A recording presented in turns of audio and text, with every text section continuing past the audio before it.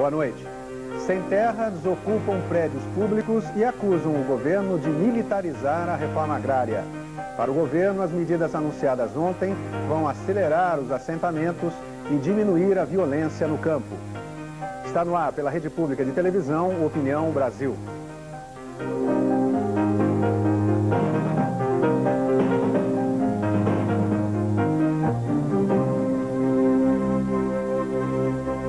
As medidas anunciadas ontem pelo governo federal para conter as ações do Sem Terra e, ao mesmo tempo, fazer avançar a reforma agrária, repercutem em todo o país.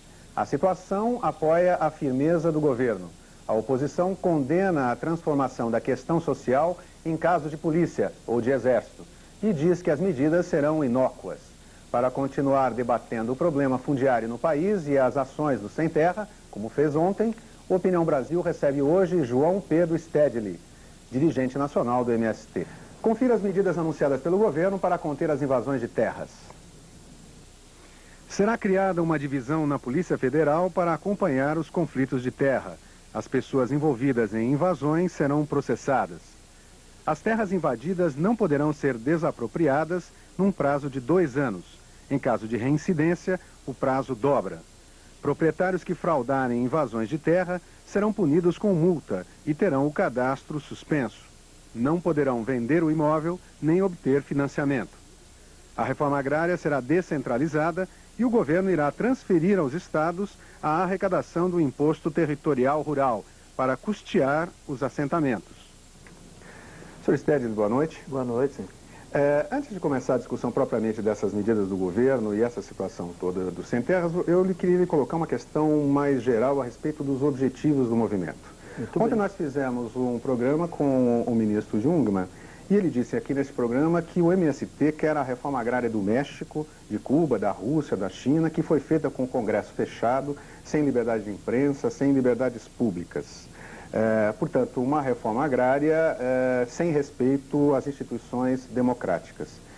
Ontem aqui também na Cultura, no programa Conversa Fiada, o seu colega Gilmar Mauro disse ao Paulo Henrique Amorim que o MST agora pretende se juntar aos demais movimentos grevistas que estão aqui em torno da palavra fora FHC. Eu lhe pergunto, o MST quer fazer a reforma agrária dentro do Estado de Direito ou pretende primeiro derrubar o governo para fazer a reforma agrária? A reforma agrária, como medida de governo, ela foi uma dos primeiros programas da Revolução Burguesa. A ideia da reforma agrária, quem inventou essa palavra, inclusive, foi a burguesia industrial, para ampliar o mercado interno e distribuir renda. A nossa reforma agrária é uma reforma agrária que garanta ao povo brasileiro o direito de trabalhar, de distribuir renda e de criar oportunidade para os brasileiros. Infelizmente, o ministro Jungmann não é do ramo. Ele veio da área de psicologia. Eu sei que ele tem convidado diversos professores da USP para ir falar lá no Ministério. Eu recomendaria que ele convidasse de novo o professor Martins para dar uma aula dos vários tipos de reforma agrária. Porque o que ele fez ao se referir àqueles países, primeiro foi uma ofensa ao México, a Cuba. Segundo, ele devia ter citado que a maior reforma agrária burguesa, quem fez foi o exército norte-americano e no Japão, aonde em apenas 2 anos foram distribuídas terras para 4 milhões de famílias japonesas. Nós nos contentamos com a reforma agrária japonesa. Nos contentamos com a reforma agrária que garanta aos brasileiros o direito de explorar os seus recursos naturais, que é a terra. Mas o que está em questão não é exatamente o direito à reforma agrária, porque este é patente, todo mundo reconhece o direito que os trabalhadores sem terra têm de ter a terra e, portanto, a necessidade de fazer uma reforma agrária no país. A questão é, o MST quer fazê-la dentro do Estado Democrático? Quer dizer, os métodos que está utilizando para fazer as suas ações não desrespeitam o Estado Democrático de Direito? De maneira alguma. A Constituição brasileira é clara. Ela tem lá um artigo que diz: todas as grandes propriedades que forem consideradas improdutivas, elas devem ser desapropriadas e distribuídas aos trabalhadores rurais sem terra. Nós queremos isso. O que acontece? É que a burguesia brasileira, essa elite amarrada com os interesses latifundiários da oligarquia rural, não precisa distribuir a terra, porque o capitalismo aqui brasileiro é um capitalismo dependente que não está voltado para o mercado interno. Eles não têm nenhuma preocupação em distribuir renda, em criar mercado interno.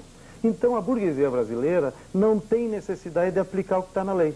Daí decorre que os trabalhadores que têm necessidade da terra têm que se organizar e fazer pressões sociais para que o governo saia do seu comodismo e aplique a lei.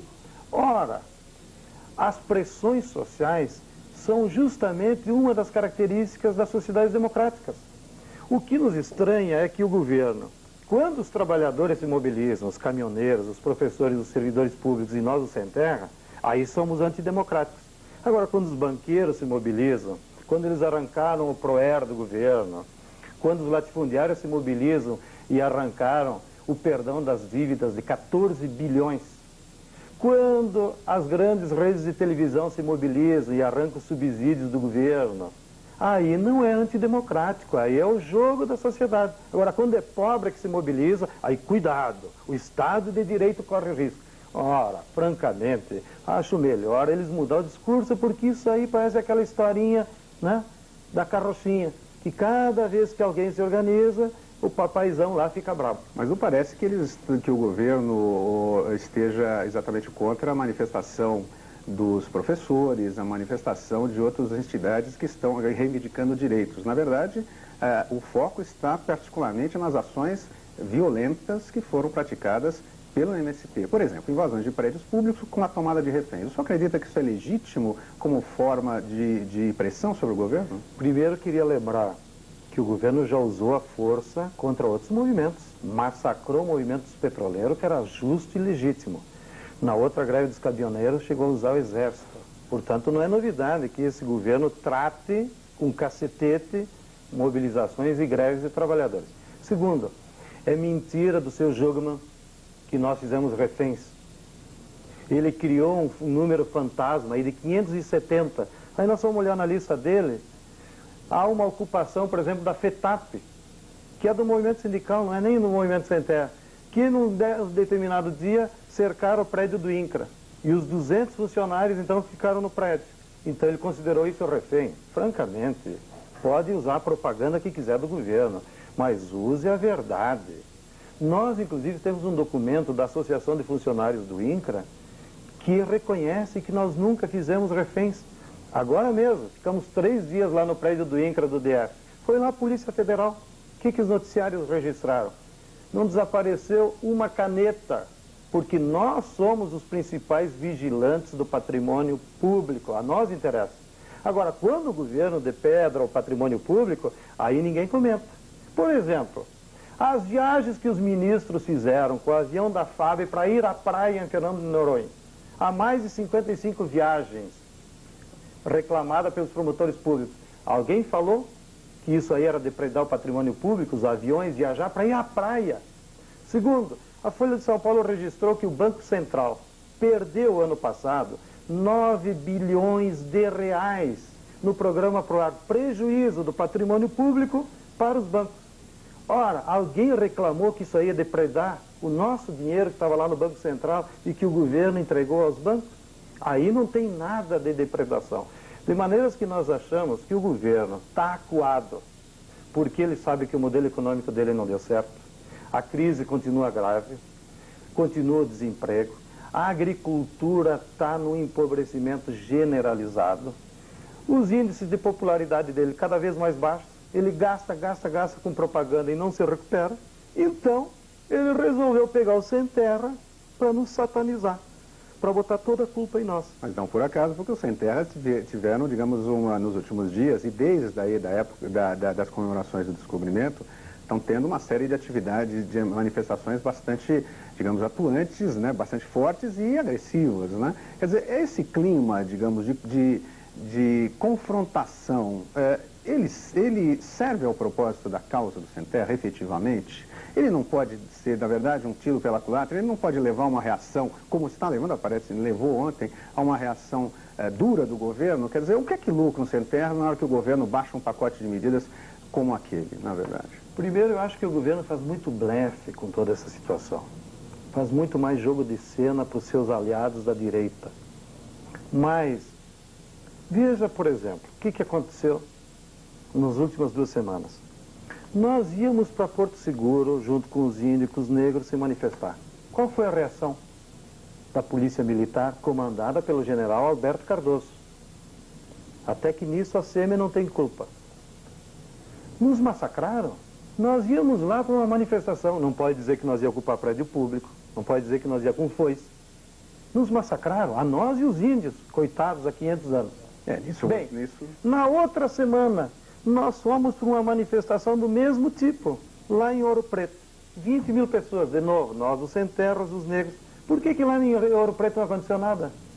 Por que lá foi festivo, todo mundo comemorou Tiradentes? Por causa da postura do governo Itamar Franco, que é diferente da postura do governo Fernando Henrique Cardoso. Então, as mobilizações são as mesmas. Agora, quando a direita, esse governo que não respeita o direito de se manifestar, age com a polícia para nos tentar impedir. Mesmo nos casos das nossas manifestações de ocupar prédio público, a rigor mesmo, qual ação violenta que houve? A violência que houve foi da polícia do Paraná, foi da polícia aqui de São Paulo, que prendeu os companheiros injustamente e estão humilhando. Eu quero aproveitar para fazer uma denúncia. Prenderam 13 companheiros nossos que estavam se manifestando na Receita Federal, levaram para o Carandiru, sem ter nenhum processo, rasparam a cabeça, que isso eles não fazem nem com os bandidos quando entram no Carandiru, para humilhar, para querer nos dizer que nós estávamos contra a coisa. Os próprios funcionários da Receita Federal disseram aqui em São Paulo que o único vidro que se quebrou lá na Receita foi por um vácuo de ar feito por eles, não por nós. De maneira que o governo também interessou em inchar esse falso radicalismo para ter uma desculpa para bater em nós. Mas ele sabe que a situação da agricultura é caótica, que o processo de empobrecimento é grave na agricultura e que essas medidas que ele está tomando não resolvem o problema. Agora, qual é a finalidade, o objetivo último, efetivo do movimento do Sem Terra? É tão somente a reforma agrária ou na verdade, a ideia de instrumentalizar-se como partido político, até converter-se eventualmente em partido político, para instaurar um outro regime? Porque nós sabemos que a orientação ideológica do MST é, evidentemente, uma orientação de esquerda e desejaria ter no país, desejaria seguramente que o regime fosse outro. Agora, o MST vai se contentar simplesmente em fazer uma reforma agrária ou não parará aí e vai até a instauração desse regime? Qual é o verdadeiro objetivo do movimento? E nós não nos cansamos de dizer para a opinião pública. Nós fizemos uma luta para combater a pobreza no campo. Segundo, nós fizemos uma luta para combater a desigualdade social que existe no meio rural. No início do movimento, e eu posso falar porque estou nele desde o início, nós achávamos que para resolver esses dois problemas, da pobreza e da desigualdade social, bastava ocupar latifúndios e distribuir a propriedade da terra. No entanto, no decorrer dos anos, nós nos damos conta que esse modelo econômico que o Fernando Henrique está implantando, que inviabilizou a pequena agricultura familiar, ele acaba também inviabilizando a reforma agrária. Por quê? Porque mesmo que o sujeito receba 20 hectares, 15 hectares na distribuição de terra, depois, pelo modelo econômico, ele não viabiliza a produção. Por esse motivo é que o movimento, então, ampliou seu leque. É verdade. Nós deixamos de lutar apenas contra o latifúndio para ter que lutar contra o modelo econômico, porque o modelo econômico está inviabilizando a pequena agricultura e está inviabilizando, inclusive, a média agricultura. Recentemente, um dos gurus do Fernando Henrique, o professor Guilherme Dias da USP, fez um estudo sobre a situação da agricultura brasileira e ele revelou que mesmo a agricultura patronal, que está representada por 700 mil estabelecimentos, apenas 88 mil têm renda positiva. Todos os demais estão estagnados ou tendo prejuízo. E por que a agricultura está nesse ponto? Porque o modelo econômico que o Fernando Henrique está implantando não tem nada a ver com a agricultura. É um modelo que prioriza o capital financeiro, que prioriza as multinacionais. Daí porque também nós optamos por pressionar a área econômica do governo. Porque se não houver mudança na política econômica, a agricultura brasileira está inviabilizada. Esse é o aumento do leque que nós tivemos. Ok. O telespectador Luiz Renato Vieira, de Curitiba, diz que concorda com as atitudes do governo, antes tarde do que nunca. Nossos filhos não podem conviver com a impunidade aos terroristas. Ele coloca entre aspas, mas chama de terroristas. E o Luiz Montoro, de São Paulo, diz que gostaria de saber por que precisa invadir terras. Será que no país não tem bastante área desocupada que pudesse assentar os sem terra? É claro que tem muita área no Brasil. Os dados do Censo Agropecuário revelam que 44% de todas as terras, quase a metade, portanto, do Brasil, pertencem a apenas 1% dos proprietários. Então tem muita terra. Como eu disse antes, o movimento se obriga a ocupar esses latifúndios não é porque nós gostamos de fazer acampamento. Vocês acham que é fácil dormir debaixo das lonas pretas, passar inverno, verão debaixo de um acampamento? É o negócio mais sacrificado do mundo. Mas as pessoas se obrigam a utilizar essa forma de luta porque, ao longo desses anos, tem se revelado ter sido a única forma que sensibiliza o governo, que força o governo a desapropriar, a aplicar a lei e aí distribuir as terras. Isso não depende da nossa vontade, mas é uma necessidade para poder pressionar as autoridades e aplicar o que está na lei. O Marcos Silvio Santana, de Patos, Minas Gerais, diz que nem 1% dos integrantes do MST sabe trabalhar a terra. Usam o nome movimento apenas para fazer política e baderna. Qual a opinião do senhor a esse respeito? Primeiro eu queria convidar o companheiro, se é assim que ele pode ser tratado, para visitar os nossos assentamentos. Gostaria que ele viesse visitar comigo, faço de público o desafio, os nossos assentamentos, por exemplo, do oeste de Santa Catarina, que já lograram um grau de desenvolvimento em que nós temos, inclusive, uma indústria de laticínios que produz um leite integral longa-vida, com a produção diária de 25 mil litros, e abastecemos parte de São Paulo, Mato Grosso, oeste de Santa Catarina. Poderia levá-lo também a alguns frigoríficos que temos lá no Rio Grande do Sul, não? De maneiras que esse tipo de provocação não nos ofende. Agora, aqui no Brasil está provado, quem trabalha é o povo. Quem não trabalha no Brasil são os capitalistas, que vivem de juro, vivem de lucro, que vivem explorando os outros. Não sei se é o caso do senhor, mas entre os que estão entre o Movimento Sem Terra, eu posso lhe garantir que todos nós vivemos do nosso suor e do nosso trabalho. A propósito disso, causou espécie uma invasão que houve no estado de Pernambuco de uma área de uma usina que já havia sido ocupada ou estava sendo controlada por trabalhadores que formaram lá uma cooperativa e vinham explorando a atividade e recuperando aquela propriedade. E houve uma invasão de sem terra nesse local. O que aconteceu? Qual é o sentido de uma invasão nessas circunstâncias? O estado de Pernambuco talvez seja hoje o estado de maior tensão social. Por quê? Porque durante 500 anos, a oligarquia rural de Pernambuco, a única coisa que se preocupou é utilizar as melhores terras do litoral pernambucano e plantar cana. A cana em todo o mundo só gerou miséria e dependência econômica. Em todo o mundo, inclusive para Cuba, para não me chamarem de sectário. Ora, lá em Pernambuco é preciso mudar o sistema de produção para fazer com que essas melhores terras se dediquem a produzir alimentos e criar trabalho. O sistema canavieiro está falido, porque esses canavieiros viviam de subsídio, agora está tudo quebrado. Então aquele exigente está tudo quebrado. Com isso há 200, 300 mil trabalhadores desempregados numa marginalidade completa. Evidentemente que isso cria um caldo de cultura e de luta em que o sujeito no desespero, como diz o nosso amigo Adão Preto, o sujeito quando está no inferno, pouco custa dar um tapa no diabo. Então, acontece esse tipo de conflito, como você revelou, que às vezes ocupa uma área que já estava destinada para outro grupo. Evidentemente que nenhum movimento social quer que aconteça esse tipo de conflito, mas nós temos que ter a paciência suficiente para entender por que eles acontecem. Antes de continuar, eu queria colocar a telespectadora Maria Isabel Fonseca manda um e-mail dizendo que está decepcionada com a postura do apresentador, cheio de preconceito contra o MST.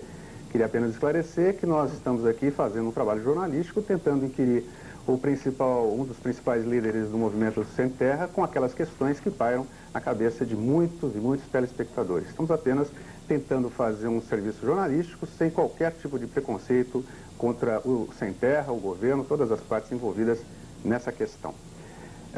Sr. Stedley, o ministro Jungmann disse ontem, quer dizer, ao lhe ser contestado que não estava sendo feito uma reforma agrária, né, com aquela colocação que o MST sempre faz de que não existe reforma agrária no governo, o ministro disse que foram assentadas no governo FHC até agora 400 mil famílias, que nos 35 anos anteriores foram assentadas apenas 218 mil famílias, e que até o final do segundo mandato do presidente Fernando Henrique serão de 650 a 700 mil famílias no total.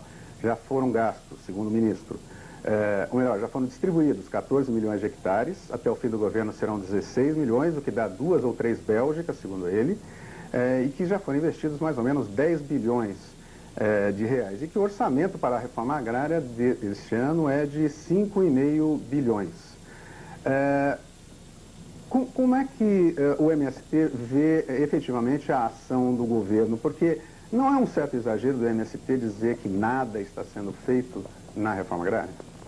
O exagero do governo é, em vez de querer fazer reforma agrária, colocar no Ministério apenas um propagandista da reforma agrária. E aí é que está o problema. Nós nunca quisemos fazer propaganda da reforma agrária, nós queremos resolver o problema dos que estão no campo. Veja, o ministro é especialista em utilizar os números e a população se confunde nos números como se tivesse a solução. Ora, se o governo estivesse fazendo a reforma agrária, como ele disse, por que há mais de 100 mil famílias acampadas em mais de 500 acampamentos ao longo das estradas pelo Brasil inteiro? Agora, se ele estiver fazendo, as famílias estavam acima. Segundo, veja, o orçamento do INCRA aprovado esse ano é 1 bilhão e 300. Em 98 foi 2,200. Ele diminuiu por quê? Porque depois do acordo com a FMI, que assinaram. Bem, aí o ministro, com a sua capacidade de envolver a opinião pública, vem aqui e diz, o orçamento do ano que vem é 5 bilhões. Por quê? Ele faz uma artimanha. Ele usa o orçamento do crédito, que não é para a reforma agrária, é crédito, que é 3 bilhões e 600, que é para todos os agricultores, soma com 1,300, que é o do INCRA para a reforma agrária, e diz, no meu ministério vai ter 5 bilhões, e aí a pessoa fica embasbacada. Mas o orçamento real do INCRA, traga aqui a qualquer deputado, e eles vão revelar. Ao contrário, os funcionários do INCRA tinham preparado, do ponto de vista técnico, que para assentar 100 mil famílias, precisaria 2 bilhões e 200. O orçamento aprovado foi 1,300, que mal é mal dá para a máquina funcionar. E é essa que é a situação. Mas João Pedro, o movimento não tá crescentemente se isolando da boa vontade da opinião pública? Eu me lembro que, sei lá, 2 anos, 3 anos, o MST tinha uma forte... Era novo, né? E era novo para a população e tinha um forte apoio popular. E isso parece que não é a primeira vez que eu entrevisto pessoas do MST aqui. E as perguntas, por exemplo, elas são, vamos dizer, contra os senhores. Quer dizer, o que é que está acontecendo? Porque a sua argumentação a respeito de números, quer dizer, admitamos que ela seja verdadeira, mas de qualquer maneira o governo parece ter ganho a batalha da opinião pública, não? Claro, se nós tivéssemos no nosso orçamento 6 milhões e 900 mil reais que tem o Júlio para fazer propaganda, eu disputo com ele aonde ele quiser. Agora deixa eu te dizer. Mas essa afirmação de que o movimento Sem Terra está isolado da sociedade é uma artimanha da propaganda do governo. E que muitos de vocês jornalistas, porque não acompanham direito o meio rural, repetem. Vou te dar 3 exemplos dessa semana. Hoje de tarde nós damos uma coletiva na imprensa em Brasília, onde na mesa, ao nosso lado, apresentando total solidariedade, estava Bispo Dom Tomás Balduino, presidente da CPT, em nome da CNBB, que é a Igreja Católica. Estava a OAB, em nome dos advogados, não estavam dizendo que nós estávamos rompendo com o Estado de Direito, e estavam os deputados. Quem é que representa a sociedade? Segunda coisa, no dia 22 de abril, dia 17 de abril, eu recebi o título de cidadão honorário da Câmara Legislativa de Brasília. No mesmo dia, essa mesma Câmara negou a ACN. Quem que está isolado? Mesmo nas pesquisas de opinião pública, nós não baixamos de 56%. O governo tem 14%. Quem é que está isolado? Quem tem 56% ou quem tem 14%? Então o governo, como está ele isolado, quer dizer, não sou eu, Okay. é ele. Sr. Sted, muito obrigado pela sua presença no Opinião Brasil. Opinião Brasil termina aqui. Depois do intervalo, você assiste a Opinião Regional. Boa noite e bom final de semana.